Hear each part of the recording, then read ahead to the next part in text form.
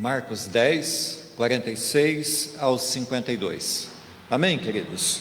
A palavra do Senhor, ela diz assim: E foram para Jericó. Quando ele saía de Jericó, juntamente com os discípulos e numerosa multidão, Bartimeu, cego, mendigo, filho de Timeu, estava assentado à beira do caminho. E ouvindo que era Jesus, o Nazareno, pôs-se a clamar: Jesus, filho de Davi, tem compaixão de mim. E muitos o repreendiam para que se calasse, mas ele cada vez gritava mais: Filho de Davi, tem misericórdia de mim. Parou Jesus e disse: Chamai-o. Chamaram então o cego, dizendo-lhe: Tem bom ânimo, levanta-te, ele te chama. Lançando de si a capa, levantou-se de um salto e foi ter com Jesus. Perguntou-lhe Jesus: Que queres que eu te faça? Respondeu o cego: Mestre, que eu torne a ver. Então Jesus lhe disse: Vai, a tua fé te salvou. E imediatamente tornou a ver e seguia a Jesus estrada fora. Amém. Bondoso Espírito Santo, eu clamo a Ti que Tu nos ensine nesta palavra, ó Deus, aquilo que está reservado para nós nessa noite. Revela, ó Deus, aos nossos corações e à nossa mente a Tua vontade, Senhor. Ensina-nos, ó Deus, os tesouros desse texto, e que eu não seja, ó Deus, de forma alguma impedimento, ó Pai, à transmissão desta palavra, que ela seja, ó Deus, pregada com verdade, que ela seja pregada, ó Deus, conforme Tu queres que seja pregada. Em nome de Jesus, é Deus, é o que eu oro. Amém. Glória a Deus. Meus queridos irmãos, diante de nós está uma das histórias mais conhecidas de todos os cristãos. Praticamente todas as pessoas que leem a Bíblia já ouviram essa história ser contada. Pessoas que ouvem os rádios cristãos já ouviram essa história ser cantada. E até mesmo no meio secular, essa é uma das histórias mais conhecidas. Ocorre, meus irmãos, que ela é contada por Marcos, por Lucas, também por Mateus, e algumas diferenças nas versões de cada um destes evangelistas causam um pouco de confusão. Porém, nenhuma dessas diferenças nas histórias contadas destes três evangelistas tira o mérito da verdade desta história. Creio, queridos, que seja importante nós sabermos que a cidade de Jericó aqui mencionada não é a mesma cidade de Jericó lá do Antigo Testamento, que foi destruída por Josué, e sobre aquela cidade de Jericó foi decretada uma sentença de que quem reerguesse aquela cidade seria amaldiçoado. Josué 6:26 diz assim: Naquela ocasião Josué pronunciou um juramento solene: Maldito seja diante do Senhor o homem que reconstruir a cidade de Jericó. A Jericó, relatada aqui neste texto, ela é uma cidade construída muito próxima desta outra Jericó, mas não é a mesma. Ela ficava a mais ou menos 20 quilômetros de Jerusalém. Na época, o rei, conhecido como Herodes o Grande, e mais tarde o seu filho, conhecido por Arquelau, haviam investido nessa cidade, haviam fortificado ela. Sabe-se, meus irmãos, que nessa Jericó havia um teatro, havia um anfiteatro, residências, piscinas, lugares de banho. Essa cidade era uma cidade bonita, conhecida como um pequeno paraíso. Nela haviam grandes paineiras, haviam jardins floridos, o clima de inverno era agradável e fazia desta cidade um lugar de descanso e de moradia temporária de alguns reis.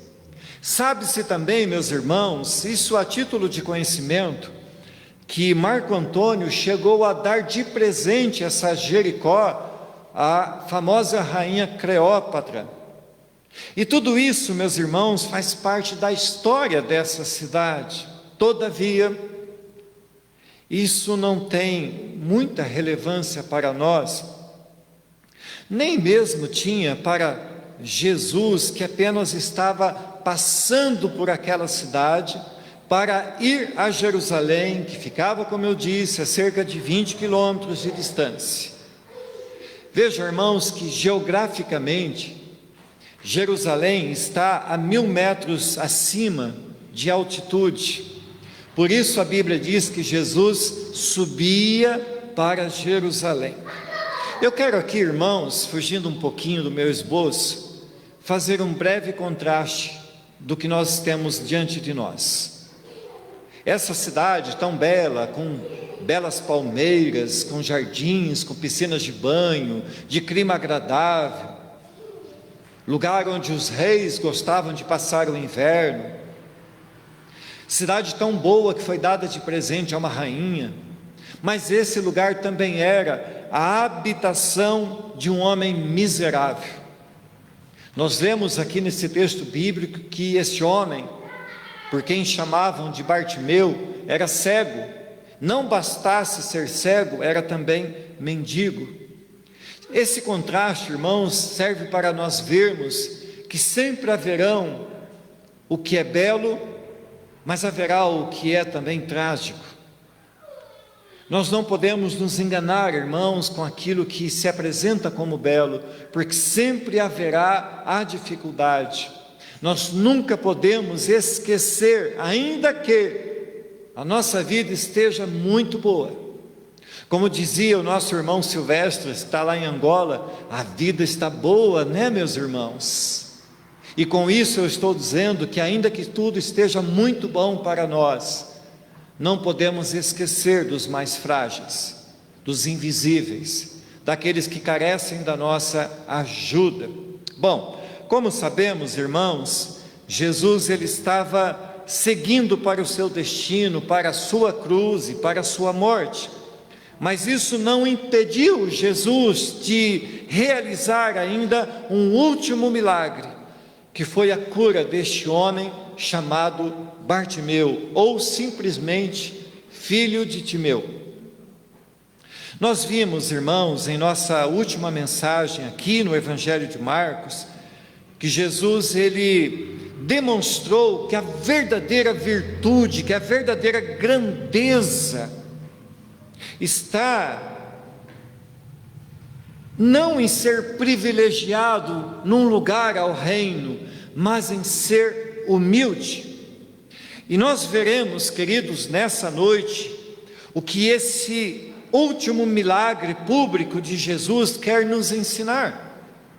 Creio, queridos, que lições como estar atento a tudo que acontece ao nosso derredor, não deixar passar as oportunidades que surgem nas nossas vidas inesperadamente, não se deixar impedir pelos que não acreditam, ser persistente, livrar-se de todo tipo de impedimento e, por último, depois de ter alcançado o alvo, perseverar em servir a Deus. Meus irmãos queridos, creio que essas coisas que eu mencionei sejam por si só suficientes para ficarmos mais atentos às lições que eu pretendo transmitir à igreja nessa noite.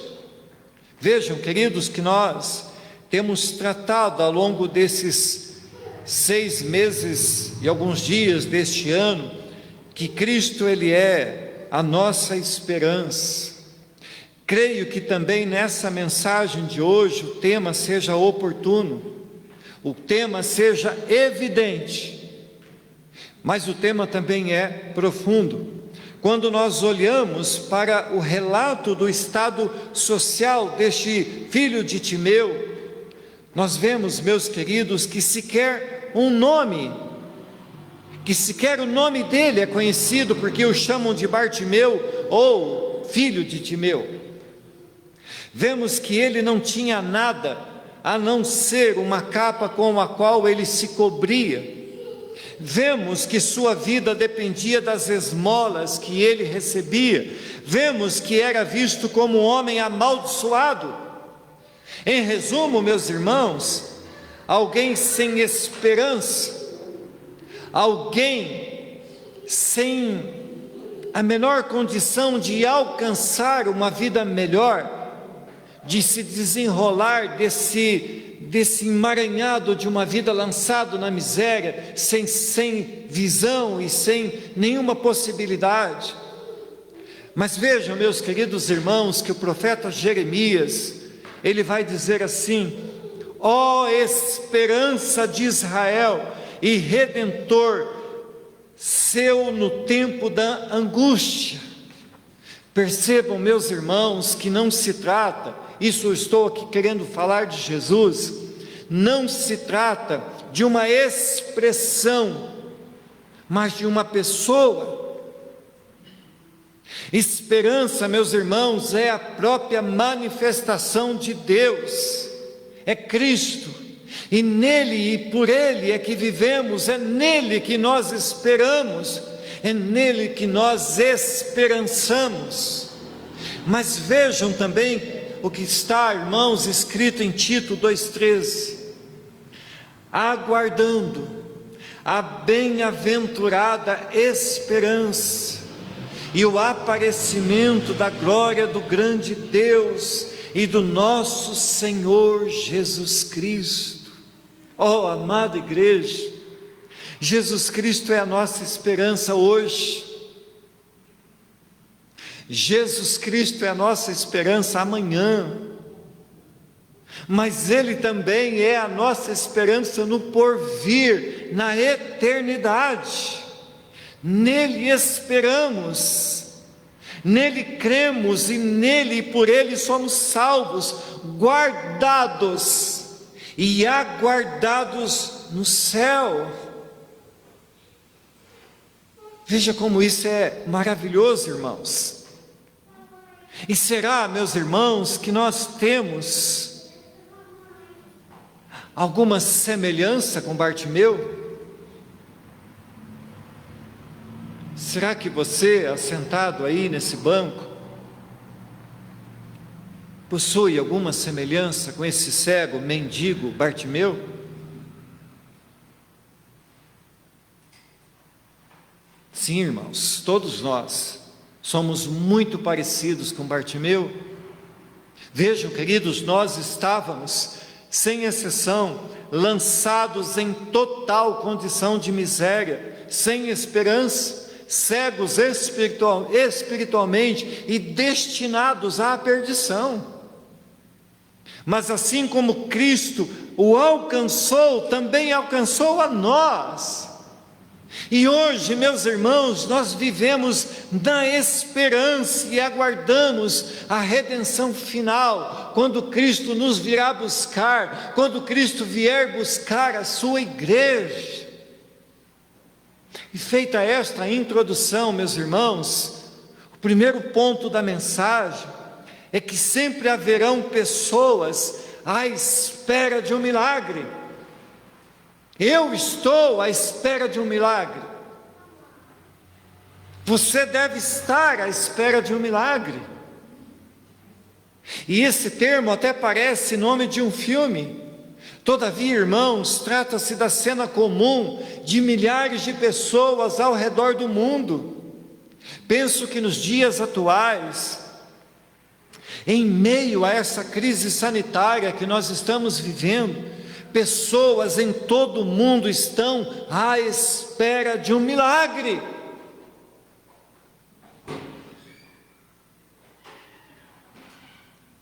O mundo hoje, irmãos, é uma grande Jericó, com centenas de milhares de enfermos à beira do caminho, esperando algo sobrenatural acontecer, estão esperando um milagre em suas vidas. E onde eu e você, onde é que a igreja entra nisso tudo? Como temos falado, irmãos, esse é o tempo onde a igreja, que são pessoas de fé em Cristo, precisam manifestar essa fé de forma prática, de forma pública, manifestar a glória de Deus às pessoas que carecem de suas enfermidades aqui, no coração, na mente, na alma, no espírito. É no tempo da angústia, meus irmãos, que os corações se tornam ainda mais sensíveis ao Evangelho de Cristo. Portanto, queridos, cabe-nos dar ouvidos ao clamor de tantos e tantos Bartimeus que gritam pedindo socorro. Amada igreja, nós podemos usar vários e vários meios de comunicar este Evangelho às pessoas. Eu trabalho numa editora cristã há 25 anos. Eu já vendi mais de 40 milhões de folhetos evangelísticos. Mas hoje folheto caiu em desuso. Você não vê mais pessoas dando folhetinho na rua. Mas veja, meus irmãos, nós temos a nosso alcance, nós temos Facebook, Instagram, Telegram, nós temos meios de proclamar o Evangelho. O que não podemos é menosprezar a importância de sermos ferramentas na mão de Deus e proclamarmos esse Evangelho. O que não podemos é menosprezar o que temos à mão para falar do Evangelho, falar de Cristo, falar de Deus, como fizeram os cristãos no passado, quando falaram: não, televisão é do diabo. Não, irmãos, não é, é nossa. E nós vamos proclamar o Evangelho pelo Face, pelo Instagram, pelo Telegram, pela televisão, no folhetim, com a nossa boca. Porque esse é o papel, porque isso Deus nos incumbiu de fazer, irmãos. De tal sorte, queridos, eu repito, sempre há pessoas esperando um milagre acontecer em suas vidas. O que não podemos é ser aqueles que atrapalham. Nós temos que ser aqueles que ajudam. O que não podemos é ser como os que gritavam para que o cego calasse a boca, que ficasse quieto.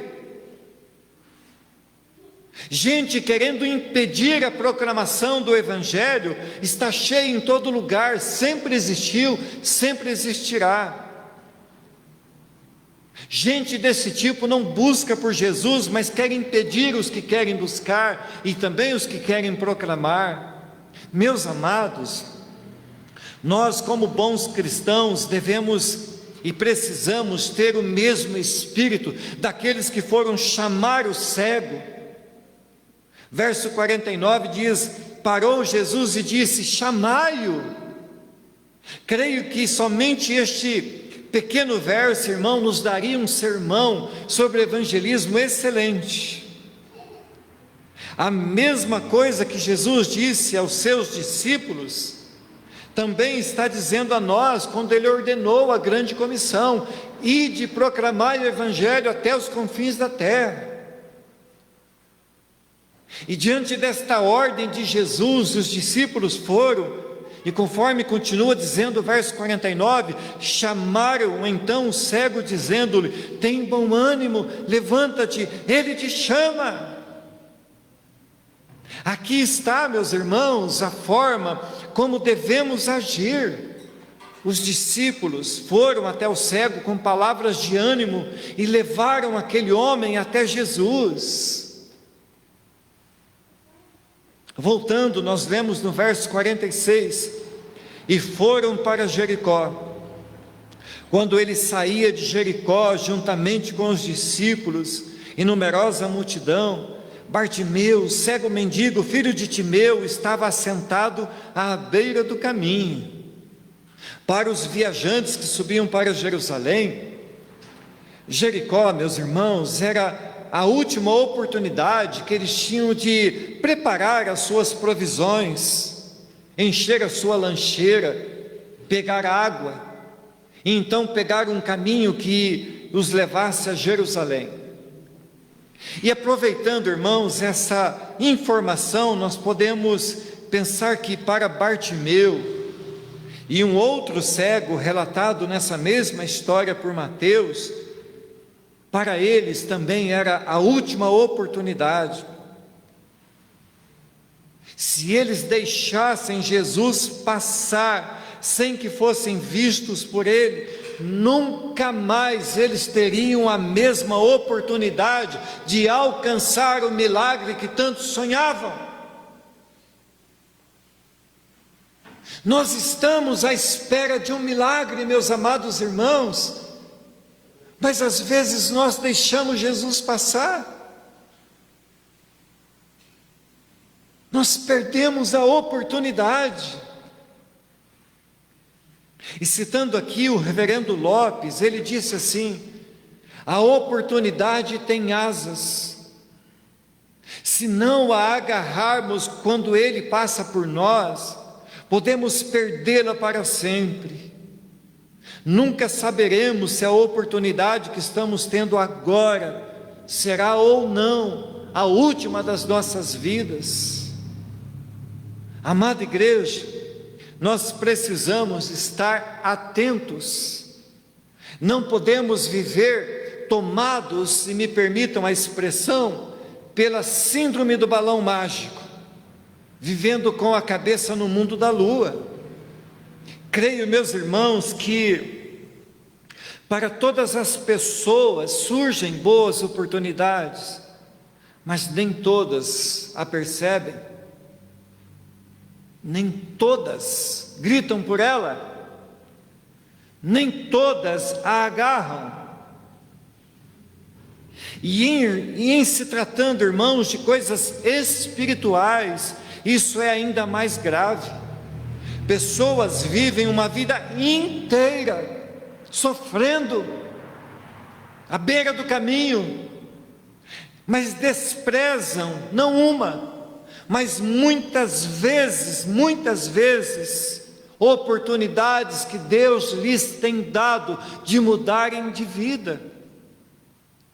Talvez, irmãos, eu esteja falando algo nessa noite para alguém aqui. Talvez eu esteja falando que é necessário estar atento à oportunidade do Evangelho da salvação a você que me assiste pela internet. Observe bem, queridos, observe bem sua vida, veja as suas condições, reflita se realmente você tem certeza da salvação. Reflita com profundidade, seja rápido, seja decidido. Se a sua vida ainda não pertence a Cristo, se ainda não gritou pela misericórdia do Filho de Davi, faça-o. Não espere. Mas, meus irmãos, penso que Bartimeu, quando gritou pelo nome de Jesus, esse homem tinha muito bem certo em seu coração o que ele realmente queria de Jesus. Nós lemos no primeiro verso que Bartimeu era cego, mendigo, portanto um pária da sociedade, alguém mais mal visto, alguém rejeitado, até mesmo pelos seus concidadãos. A rotina deste homem era estar lançado à beira do caminho. à margem do caminho, pedindo para que alguém lhe desse alguma esmola. Portanto, é bem provável, irmãos, que estar frente a frente com Jesus, ele soubesse exatamente o que pediria. Mas creio também, irmãos, que ele nunca imaginou quanto ele receberia, o quanto ele seria abençoado por clamar pelo filho de Davi. Verso 47 fala assim: e ouvindo que Jesus, o Nazareno, pôs-se a clamar: filho, Jesus, filho de Davi, tem compaixão de mim. Bartimeu era cego, meus irmãos, mas não era surdo, não era mudo, e certamente já havia ouvido as histórias que se falava, que se contava a respeito do tal Nazareno, e ainda que não pudesse ver, podia gritar, e foi exatamente isso que fez. Ele gritou e gritou cada vez mais alto o nome daquele que podia mudar a sua vida. Ele gritou, meus irmãos, porque ele esperava uma resposta, gritou pelo filho de Davi, gritou clamando compaixão. Amada igreja, nós não podemos ver Jesus, mas podemos ouvir a sua voz através das pregações. Nós podemos ouvir a sua voz ao lermos a palavra de Deus. Não podemos vê-lo, mas podemos gritar, podemos clamar para que ele tenha compaixão de nós. Queridos, nós vivemos num mundo que nos odeia, e que odeia todos os dias, e que todos os dias quer destruir e nos fazer calar. Por isso Paulo, quando escreve aos Efésios, ensinando-os a respeito de batalha espiritual, ele disse assim: com toda oração e súplica, orando em todo tempo no Espírito, e para isto vigiando com toda perseverança e súplica por todos os santos.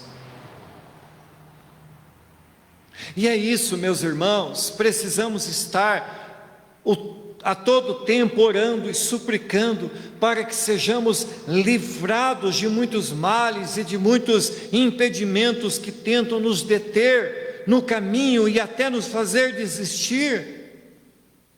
O que não pode, irmãos, é que nós nos cansemos de clamar pelo filho de Davi. Não podemos desistir daquele que ouve o nosso clamor. Elevo meus montes para o alto, de onde me virá o socorro? O meu socorro vem do Senhor. Meus queridos, aquele cego sabia quem era Jesus, o seu coração já estava vibrando por sua presença, ele sabia que o filho de Davi era o Messias de Deus, e ele não perdeu a oportunidade. Certamente, irmãos, a última oportunidade da sua vida. O que o mundo quer, irmãos, é nos calar. Cale a boca, diz o mundo para nós cristãos. Exatamente assim, irmãos, o mundo quer calar a boca daqueles que proclamam o Evangelho, daqueles que clamam pela salvação em Cristo. Verso 48 diz: e muitos o repreendiam para que se calasse, mas ele cada vez gritava mais: filho de Davi, tem misericórdia de mim. Meus amados irmãos, existe um movimento mundial do cale a boca.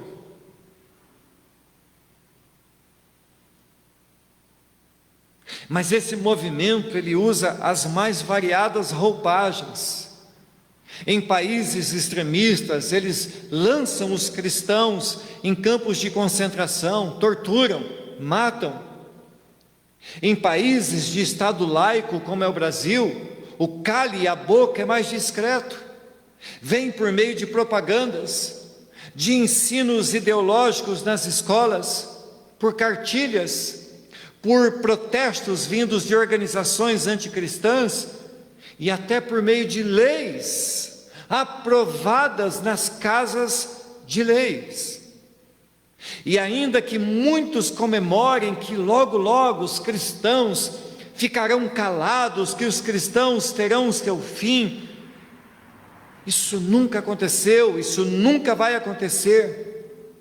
Meus queridos irmãos, amada igreja, a história é testemunha de que quanto mais se tentou calar os cristãos, mais eles proclamaram o Evangelho. Quanto mais se tentou calar a igreja, mais a igreja de Cristo avançou, mais a fé de Cristo se espalhou, mais o Evangelho tem alcançado pessoas ao redor do mundo.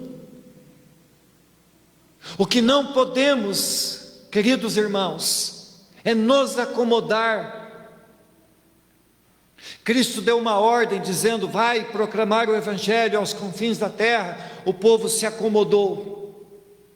Deus enviou a perseguição e o povo se esparramou.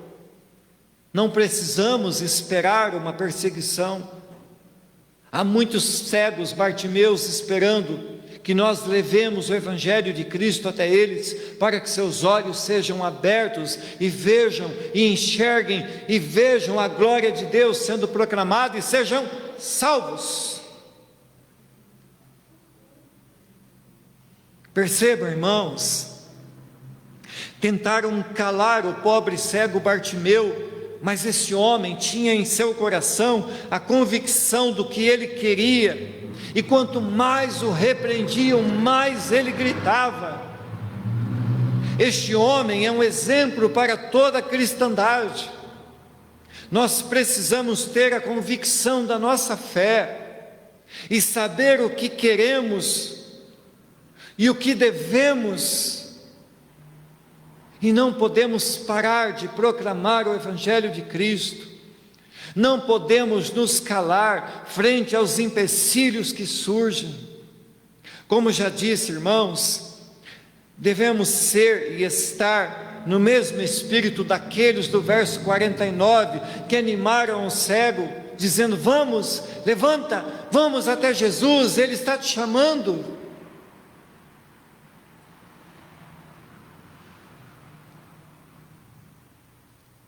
Como era então, irmãos, a vida deste cego? Pensando ainda um pouco mais sobre esse homem, esse cego, esse tal de Bartimeu, nós podemos perguntar assim: como era de fato a sua vida? Algumas coisas, irmãos, precisam ser levadas, como disse dia destes um irmão amado aqui da igreja. Temos a mania do vitimismo. Muitas vezes somos tomados, irmãos, pelo sentimento de autocomiseração, a tal ponto, irmãos, de acharmos que tudo de errado acontece só conosco, só comigo. Tadinho de mim, o mundo me persegue. Isso, irmãos, é algo muito ruim, porque isso nos abate, isso nos faz desanimar diante das circunstâncias ruins inerentes à nossa vida. Observem, irmãos, que Bartimeu era o tipo de pessoa que tinha tudo para ser o garoto propaganda do vitimismo. Era pobre, mendigo, cego, era tido como amaldiçoado por causa de ser cego, mas ainda que vivendo à margem da sociedade, e sendo ele um invisível de sua época, ele não se deixou abater, não se calou, não perdeu a oportunidade que passava diante dele. Como está escrito no verso 47, ele gritou, e gritou, e gritou ainda mais alto pelo filho de Davi, até que foi ouvido. Amada igreja, Vejam os detalhes, vejam as lições. O verso 49 diz que Jesus parou. Jesus parou para ouvi-lo. Eu li na abertura do culto de um outro domingo, o último verso do Salmo 66, que diz assim: bendito seja Deus que não rejeitou a minha oração. Queridos irmãos, Deus para te ouvir. Mas a pergunta é: você está clamando? Você está orando? Deus ouve as nossas orações. Deus para e nos ouve. Nenhuma das nossas petições passam despercebidas diante de Deus, meus irmãos. O cego Bartimeu nos ensina como nós devemos nos portar diante dele. Claro, irmãos, nós precisamos crer que estamos sendo ouvidos, porque se não crermos que ao clamarmos Deus nos ouve, então não adianta clamar. Clamar com a boca,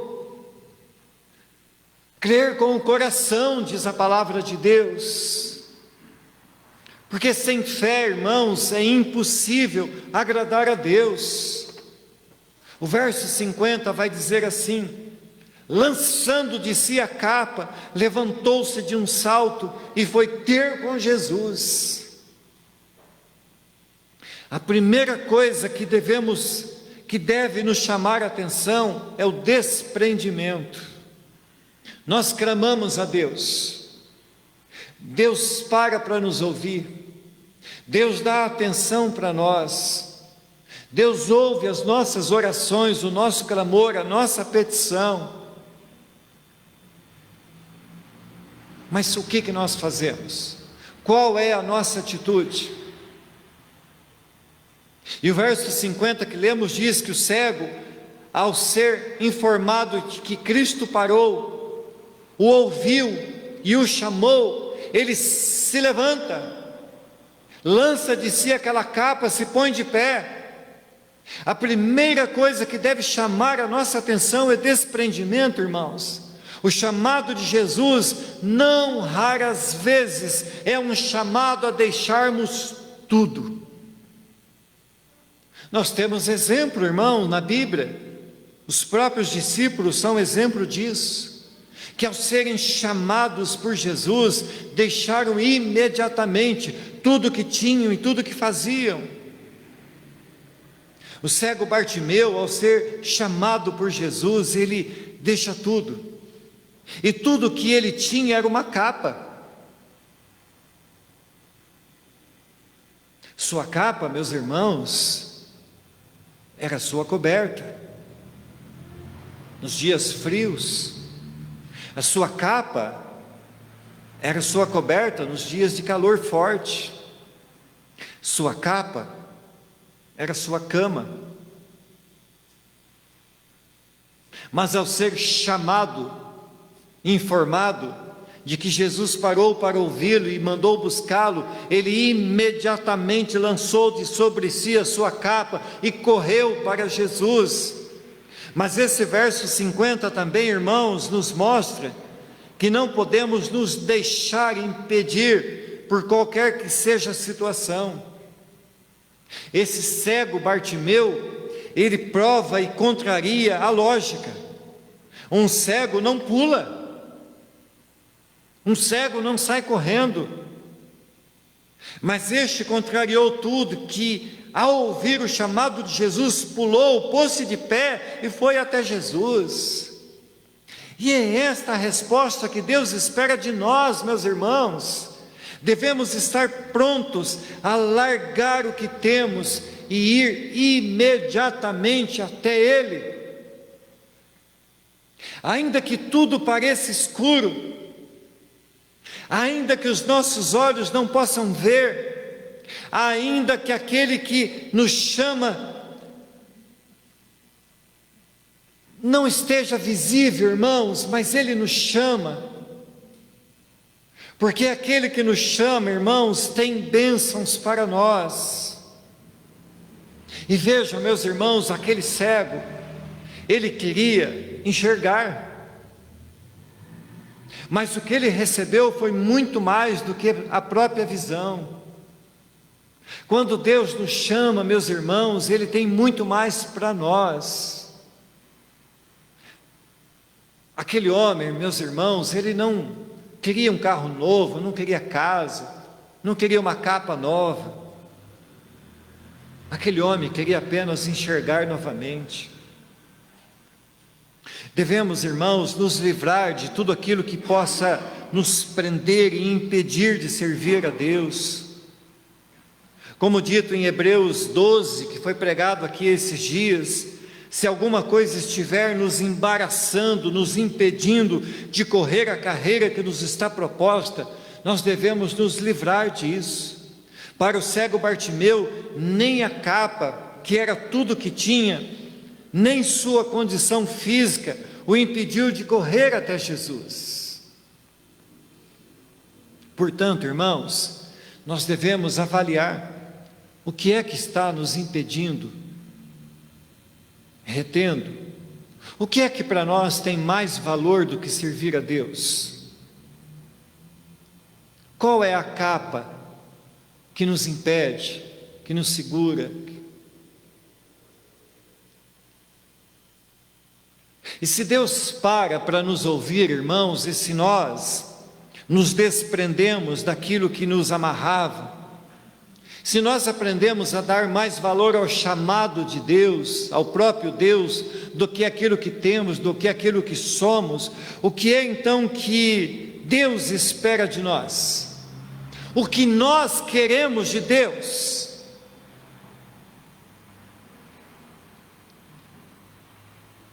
E se recebermos aquilo que queremos de Deus, o que nós faremos?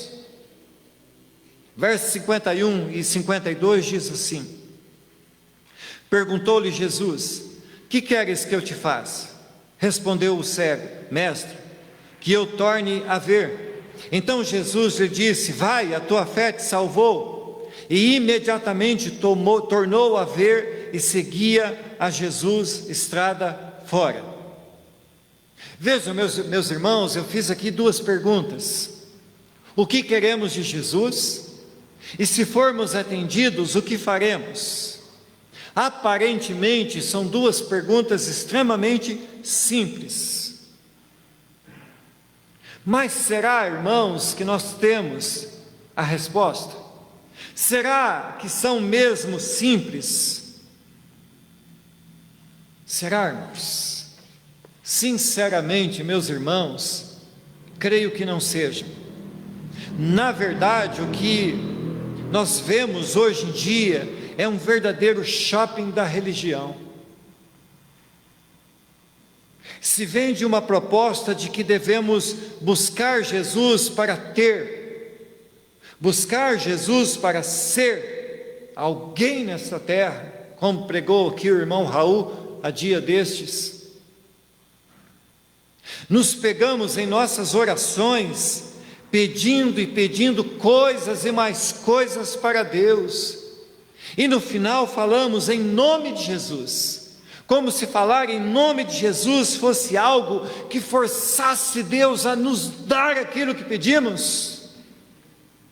A Bíblia diz que não sabemos orar, e não sabemos mesmo, meus irmãos. Por isso é que nós temos o Espírito Santo habitando em nós, para nos direcionar, para interceder por nós. O cego, irmãos, ao ser perguntado por Jesus, sobre o que ele queria, ele não pediu, como eu disse, uma casa ou um carro, ou qualquer outra coisa material, tão somente limitou-se a pedir que ele pudesse ver novamente. A palavra de Deus nos ensina uma oração assim, irmãos: ó Deus, abre os meus olhos para que eu possa enxergar as maravilhas da tua lei. Amada igreja, essa oração precisa ser repetida por nós, essa oração, ela precisa estar em nosso coração, ela precisa ser entoada por nós com toda a nossa força, com toda a nossa alma, com todo o nosso espírito, porque, irmãos, se nós pudermos, vejam isso, se nós pudermos enxergar o que Deus está revelando a nós em sua palavra, nós teremos tudo. Se nós pudermos enxergar na sua palavra tudo aquilo que Ele revelar a nós, nós teremos tudo. Mas o tudo que eu estou querendo dizer é Cristo. E se tivermos a Cristo, temos tudo. Como já bem diz um velho hino, quem tem Jesus tem tudo. Quando Deus responde, irmãos, às nossas orações, o que fazemos? Nós clamamos a Deus, nós estamos à espera do milagre, nós clamamos, filho de Davi, tem misericórdia de mim. Então um dia Deus ouve a nossa oração, responde a nossa oração, e então o que fazemos? Geralmente, irmãos, e assim deveria ser com todos, louvamos a Deus, falamos um glória, um aleluia, obrigado Senhor, porque Tu me deste aquilo que eu tanto te pedi. Mas nem sempre é assim, meus irmãos. Muitos cristãos, ao receberem aquilo que tanto pedem, pois pediram, bateram, insistiram, até que foram ouvidos, simplesmente tomam o rumo contrário, abandonam a Cristo, deixam a obra, esquecem a Deus, porque já tem aquilo que eles pediram. Então eles colocam Deus no banco de reserva e vão curtir a bênção que receberam. Novamente, irmãos, o cego, que agora não é mais cego, nos ensina a grandíssima lição. E quero, irmãos, chamar a atenção da igreja para duas coisas que aconteceram após o encontro desse cego com Jesus. Maior do que receber a visão de volta, a primeira coisa que Jesus fala para ele é que ele estava salvo. Antes mesmo de receber aquilo que tanto queria, ele foi salvo. Ainda que sua oração fosse para enxergar novamente, por isso eu disse que nós não sabemos orar. Ele pedia por enxergamento, Jesus lhe deu salvação. Muito mais além e maior fora a sua bênção, meus irmãos. Segunda coisa é que ao ser abençoado com salvação e com cura, assim que os seus olhos foram abertos, ele passou a seguir Jesus. O texto diz que ele ia estrada fora seguindo Jesus. Veja, irmãos, que isso contrasta com aquilo que eu acabei de falar. Nós temos que ser tão maduros, irmãos, maduros para que quando pedirmos a Deus e Deus nos der, recebermos a bênção e então usarmos aquela bênção para glorificar a Deus, firmando os nossos pés cada dia mais em Cristo, na igreja, na obra e servir a Deus. Esse cego é um exemplo para toda a cristandade, que quando pediu e recebeu, passou a seguir a Jesus estrada afora.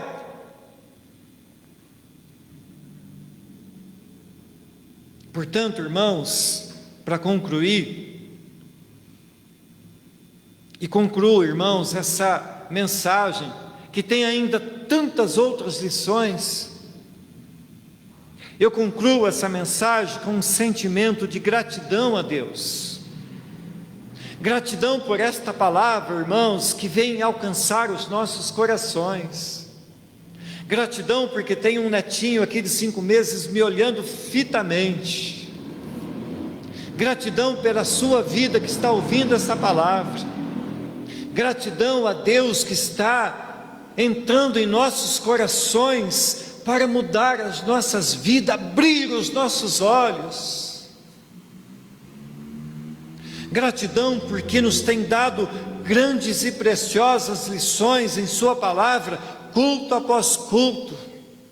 Gratidão porque a cada culto somos ministrados em nossas emoções, sentimentos. Gratidão porque a cada sermão ouvido somos confrontados, somos estimulados a verificar a nossa fé em Cristo. Gratidão porque a cada palavra pregada neste púlpito, por mim ou pelos outros irmãos, somos endireitados na vereda da nossa vida, a não buscarmos por coisas, mas buscarmos por Cristo. Gratidão a Deus porque cantamos com o nosso coração a esse Deus que é santo, que é maravilhoso. Gratidão a Deus porque temos fôlego de vida. Gratidão a Deus por esses amados que nos visitam. Gratidão a Deus porque podemos proclamar essa palavra pela internet para todo o mundo. Gratidão a Deus porque ainda que esteja frio, a palavra aquece os nossos corações. Gratidão a Deus porque a misericórdia hoje de manhã, quando você abriu os teus olhos, se renovou sobre a sua vida. Gratidão a Deus, como pregou o irmão Ricardo, ele nos leva a confiar em Deus, ainda que a cabeça esteja explodindo por causa dos problemas, mas Ele para e vem até nós e nos socorre. Gratidão a Deus, porque ainda que sejamos lançados à cova dos leões, Ele está conosco, fechando as bocas dos leões. Gratidão a Deus, porque ainda que a fornalha esteja acesa, 7 vezes mais quente, o Senhor nos preserva. Gratidão a Deus, meus irmãos, porque Deus um dia olhou a nós, a mim, a você, parou e ouviu o nosso clamor e viu que estávamos, como o cego Bartimeu, lançados à beira de um caminho qualquer das nossas vidas. Nossos olhos espirituais eram cegos, nós não podíamos ver a Deus, não conhecíamos a sua palavra, fugíamos de Deus, e Ele parou, e Ele nos enxergou, e Ele nos salvou, e Ele nos tem mantido até aqui. Gratidão a Deus, porque Ele nos garantiu: eis que estou convosco hoje, amanhã e eternamente. Gratidão a Deus, gratidão a Deus. Portanto, amada igreja, que a luz do Evangelho de Cristo brilhe a cada dia mais em nossos olhos, que possamos todos nós vislumbrar a glória de Deus pela fé, contemplar a esse Deus que parou para nos ouvir, que escuta os nossos clamores. O profeta Isaías vai dizer que seus ouvidos não estão fechados e nem suas mãos fechadas, mas que os seus ouvidos estão abertos e sua mão estendida para a nossa oração, irmãos. Orem a Deus, clamem a Deus, clamem pela nossa nação, clamem por aqueles que governam esta nação. Bendita é a nação cujo Deus é o Senhor. Bendita é a nação que entende que quando oramos pelas nossas autoridades, somos abençoados.